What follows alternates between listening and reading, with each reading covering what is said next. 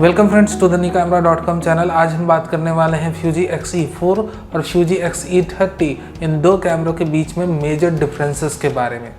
तो चलिए हम अपने कंटेंट की तरफ रुक करते हैं, but before that as usual अगर आप नए हो हमारे चैनल में do consider subscribing to our channel, और ये वीडियो अच्छा लगे मेरे दोस्त तो लाइक करना मत भूल जाना।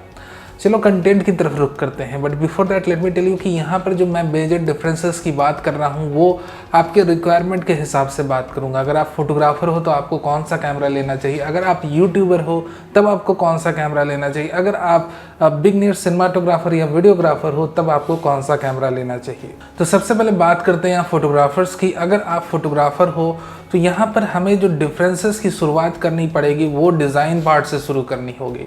और डिज़ाइन वाइज अगर आप देखोगे तो X-T30 कैमरे की जो डिज़ाइन क्वालिटी है वो काफ़ी ज़्यादा उम्दा है। स्पेसिफिकली एज अ फोटोग्राफर अगर आप मुझसे पूछोगे कि दोनों कैमरों में से कौन सा ज़्यादा फेवरेबल कैमरा है एक फोटोग्राफर के लिए, then of course Fuji X-T30 do have a better design than the X-E4 camera.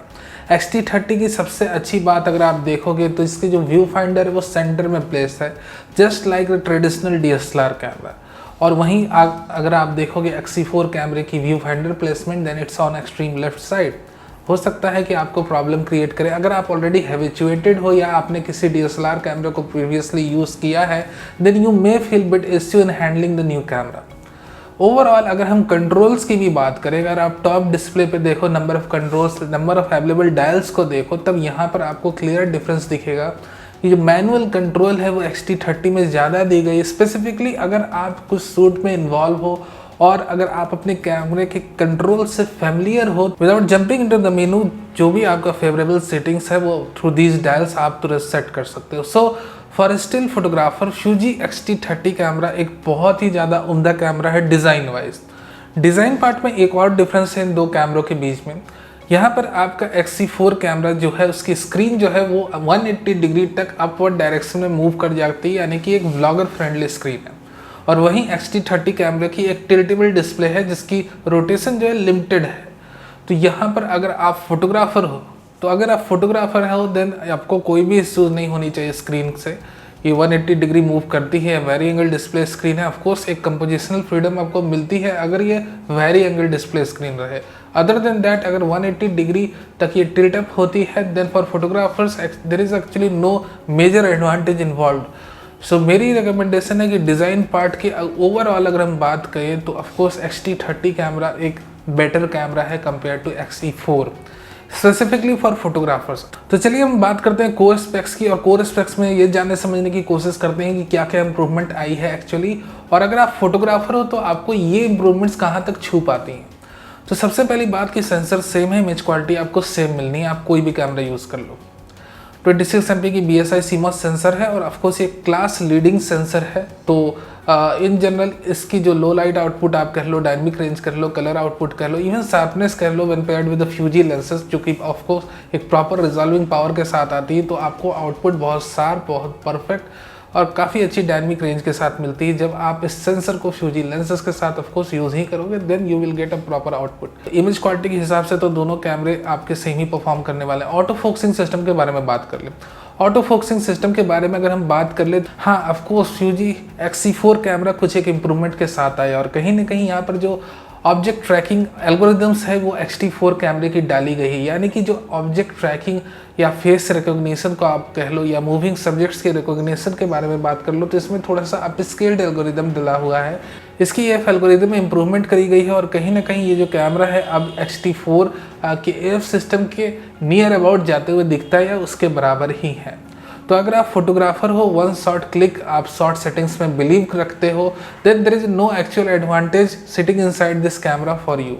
कोई भी ज़्यादा मेजर एडवांटेज इस कैमरे में नहीं है अगर आप एक सिंगल शॉट फोटोग्राफर हो। बट हाँ, अगर आप स्पोर्ट्स शूटर हो, देन ऑफकोर्स ऑब्जेक्ट ट्रैकिंग के हिसाब से AF एल्गोरिदम्स के अपडेट के हिसाब से हो सकता है कि आपको X-C4 कैमरा थोड़ा ज़्यादा हेल्प करे। Keep these things in mind. अगर आप स्टिल शूटर हो, नॉर्मल आपकी यूसेज है, वेडिंग और इवेंट शूटर हो, then of course X-T30 camera is more usable to you. अगर आप डिज़ाइन पार्ट की बात कर लो और कोर स्पेक्स तो ऑलमोस्ट दोनों की सेम ही, इमेज क्वालिटी सेम मिलनी है, तो मेरे हिसाब से आपको X-T30 कैमरा सेलेक्ट करना चाहिए। यहाँ तक कि कंटिन्यूस शूटिंग स्पीड और बाकी सब कुछ भी नियर अबाउट एग्जैक्टली सेम है। बट हाँ, अगर आप स्पोर्ट्स शूटर हो तब की बात है कि हो सकता है फिर X-C4 की जो नई AF एल्गोरिदम्स उसमें डाली गई वो आपको थोड़ा सा ज़्यादा हेल्प कर दे while you are tracking a moving object from your camera.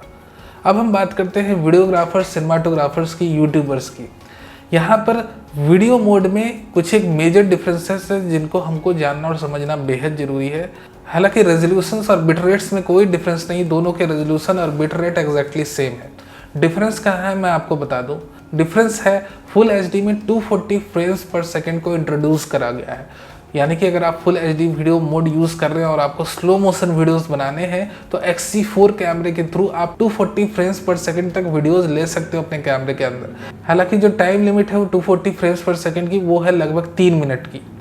Time limit की हमने बात करी तो आपको ये भी मैं बता दूं कि इसमें Fuji X-T30 जैसी कोई भी टाइम लिमिट नहीं है। आप 4K को भी आराम से 30 FPS पे, DCI 4K को 30 मिनट्स तक रिकॉर्ड कर सकते हो, फुल एचडी वीडियोस को भी किसी भी फ्रेम रेट में। Of course apart from 120 and 240 frames आप 30 मिनट तक रिकॉर्ड कर सकते हो। यानी कि वीडियोग्राफी के मामले में अगर हम बात करें, यूट्यूबर्स के लिए हम बात कर लें तो X-C4 कैमरा एक बहुत ही अच्छा कैमरा है फॉर वीडियोग्राफर्स, यूट्यूबर्स और beginner cinematographers. 180 degree tilting display screen का भी सपोर्ट है जो कि X-T30 कैमरे में मिसिंग है।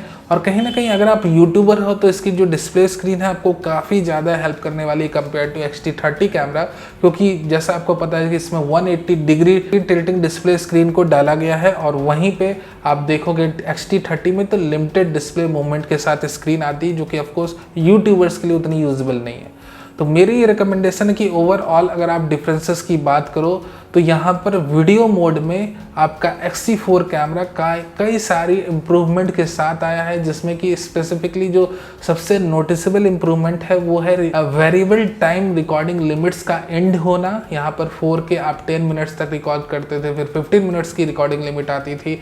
ये सारी रिकॉर्डिंग लिमिट्स को Fuji ने हटाया है X-C4 कैमरे के अंदर और अब आप आराम से 30 मिनट की वीडियोज़ बना सकते हो अपने X-C4 कैमरे से।